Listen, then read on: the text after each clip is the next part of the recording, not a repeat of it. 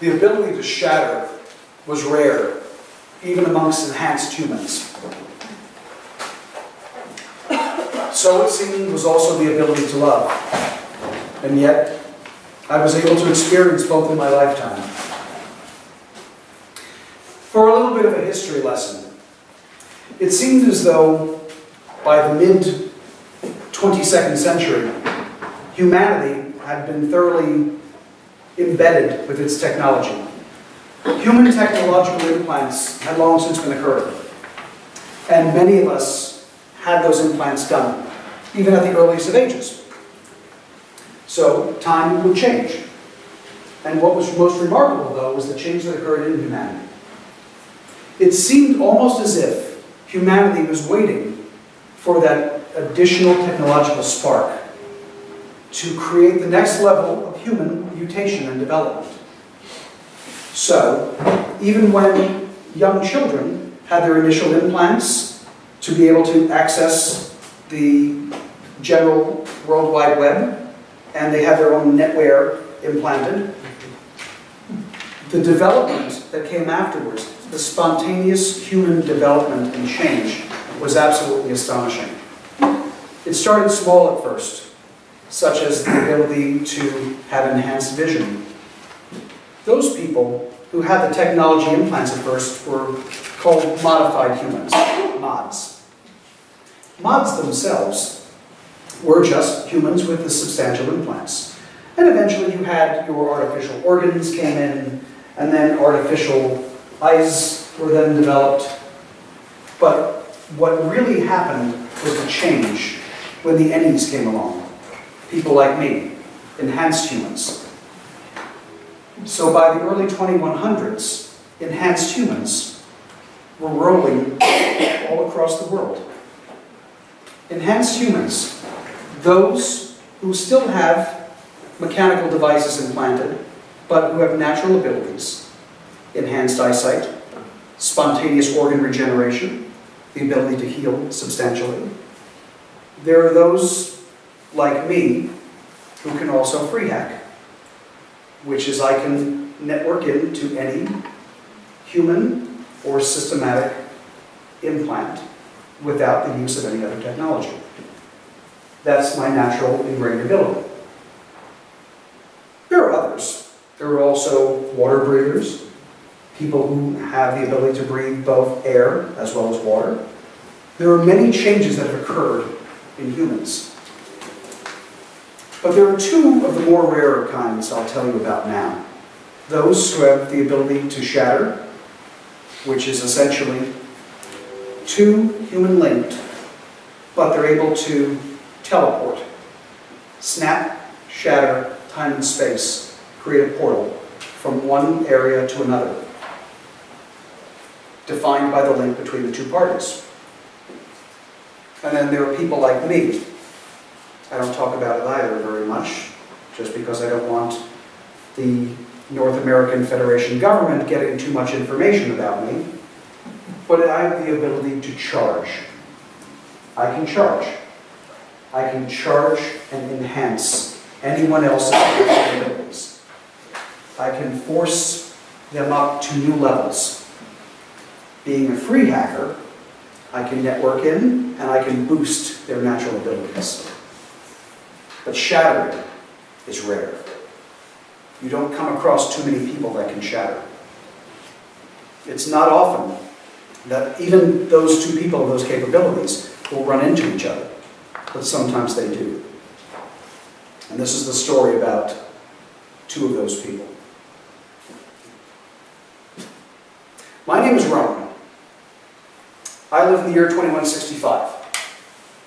I work for the North American Federation government when I need money, which is fairly often, because I like to party and I like to enjoy myself. I work with a transport cabal. We work in small teams, and together we go and we transport whatever's needed, whatever's necessary. People, products, goods, we get them all across. We can travel anywhere in the world. We have the right to go between intercity travel as well as inter-hemisphere travel. So if you happen to be a part of the Northern Hemisphere organization, the Southern Hemisphere organization, west, east, it's all the same. It's all the same to us anyway. Are you going to pay? That's all we care about. I work with a couple of colleagues. I work with Faye. He is you'd have to call him, he's not a free hacker like me. He's a tech hacker. He needs his implants in order to access all of the various systems that we have. So tech hackers are important because they also provide a good bit of face to a product. We don't always want people to know everything that we can do. So someone with technical implants, that's fine. He also has a very cool exoskeleton.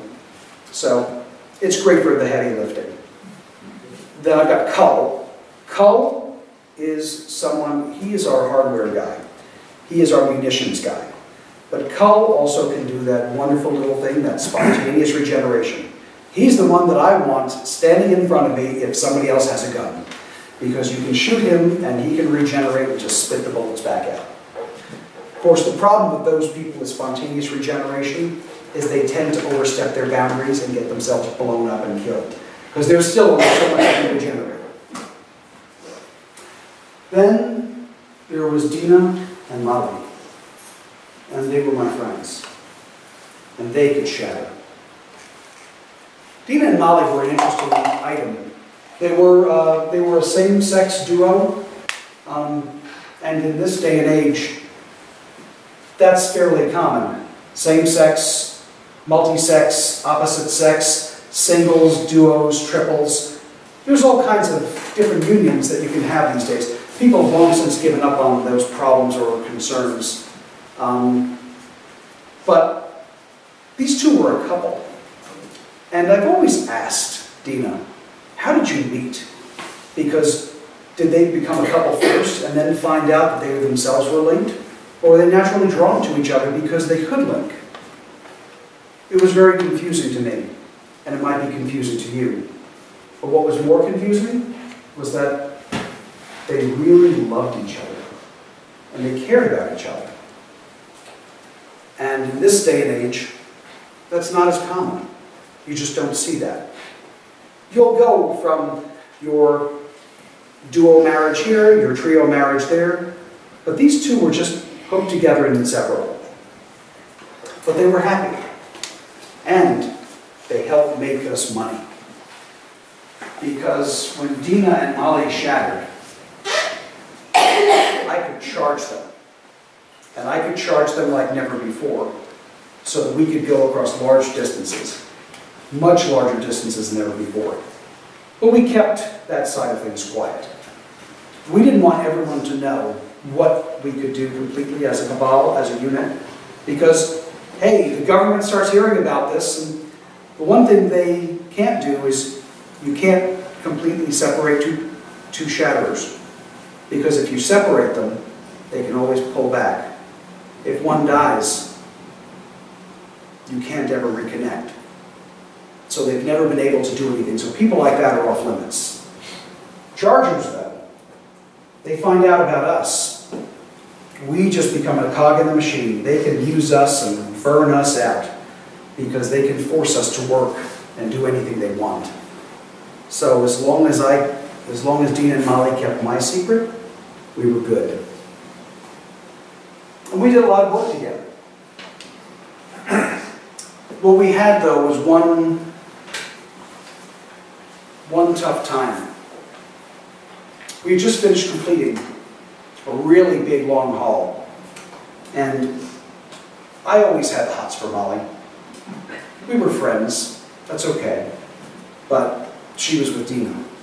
But Dina was doing the heavy lifting on this haul. She was the one doing the actual heavy link and the heavy transport. So it was kind of surprising when after everything was done and we were checking our accounts to make sure the payments had gone through, that Molly's the one that collapsed.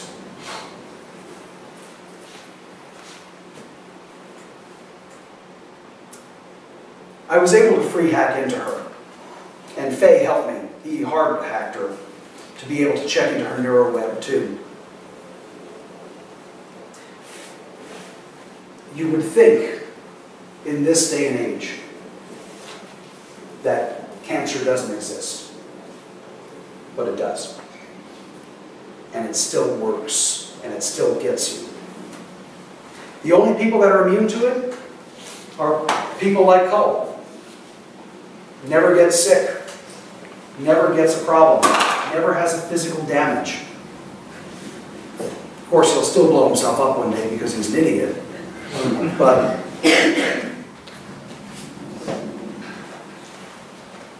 Dina had cancer all throughout her. It had already gone into her brain at this point. We knew they were going to need some time, and they did. They took their time back. So, Dina asked me if I would be willing to do them a favor one day. She said, I'm going to ask you this. I'm going to need you to help me when the time comes.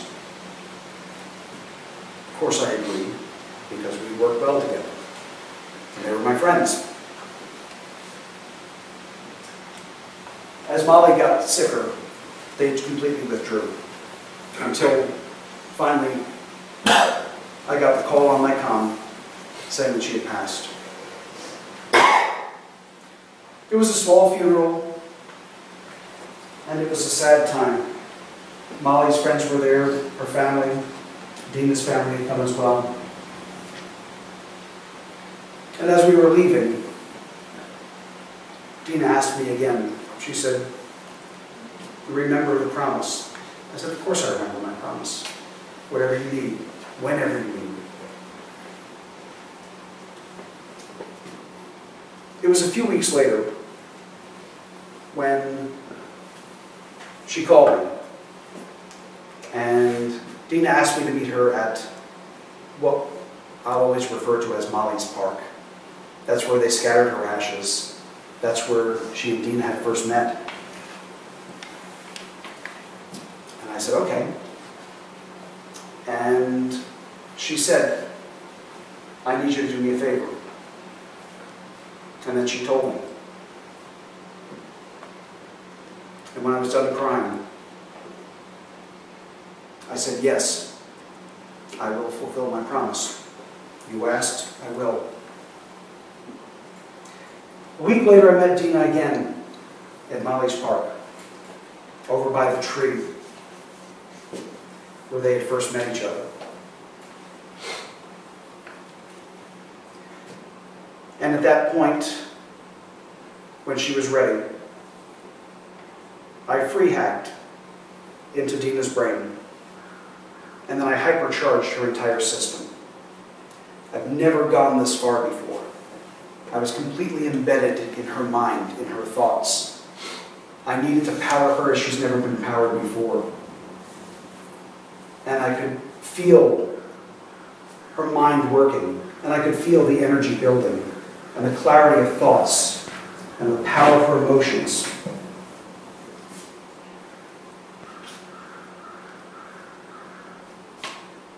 And then she shattered.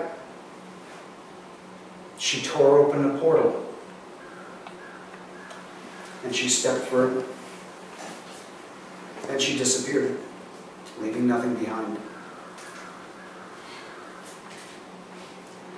I said before, if one shatterer dies, you can never reform another contact. Most of them wind up drugged out on the streets, webheads, because they just continually send their brains into the net and they stay there spaced out. A charger can only power someone. And as a free hacker, I could see and connect in everything that Dina had where she was. I don't know if there's a heaven like they say in the old books, or if there's an alternate universe, or if we're all ghosts backed up in the shell. But I can tell you now, she connected. She connected to Molly. And wherever she went with her.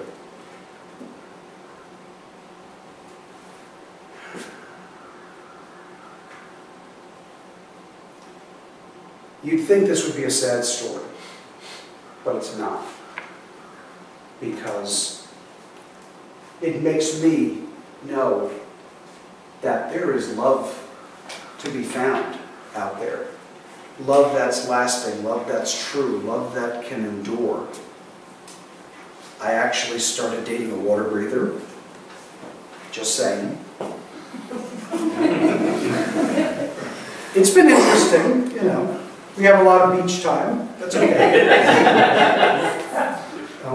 I still work with Cull and Faye. Cull is an idiot. Again, he's going to get himself killed. But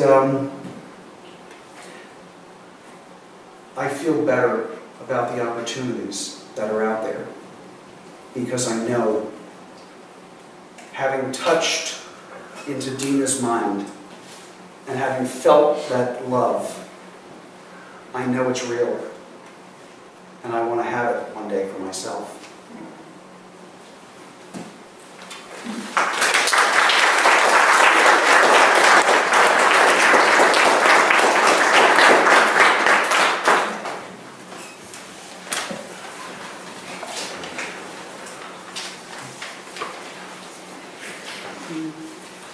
Endings. We're at our happy endings now. Happy ending! Happy ending! So, we all have in us a story to tell. Whether it's your own personal narrative, whether it's a real story, whether it's a made-up story, whether it's a strength, whether it's a flaw, whether it's a point of our character. This is a story that you should be telling. And there are many stories in each of us. Some of them we don't want to share. Some of us we're willing to share. It's what are you willing to put out there? Tonight I put out before you a little piece of myself.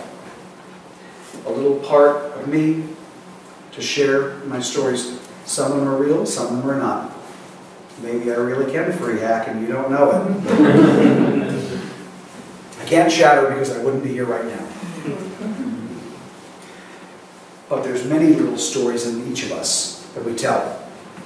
And what I want you to take with you tonight as part of the story is the desire that I have. I want each of you to find whatever little story it is you want to share with somebody else and tell it. Tell it now while the person and the people around you are alive and here and able to hear your voice. Say it now. Rant and rave. Get it out of your system for heaven's sake. Don't let it fester. Don't let it sit there. We have a lot of wonderful, good stories in us.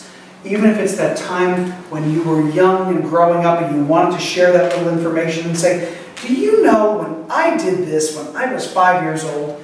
Tell that story. Tell that to your nieces and nephews, your children, your grandchildren, your dogs, your cats. My dogs have heard more stories than you can care about.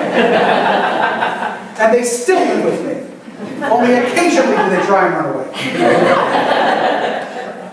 But get those stories out. Tell them now. Share them with your friends. Share them with your family. Let them know. Everyone has a story to tell. What's yours?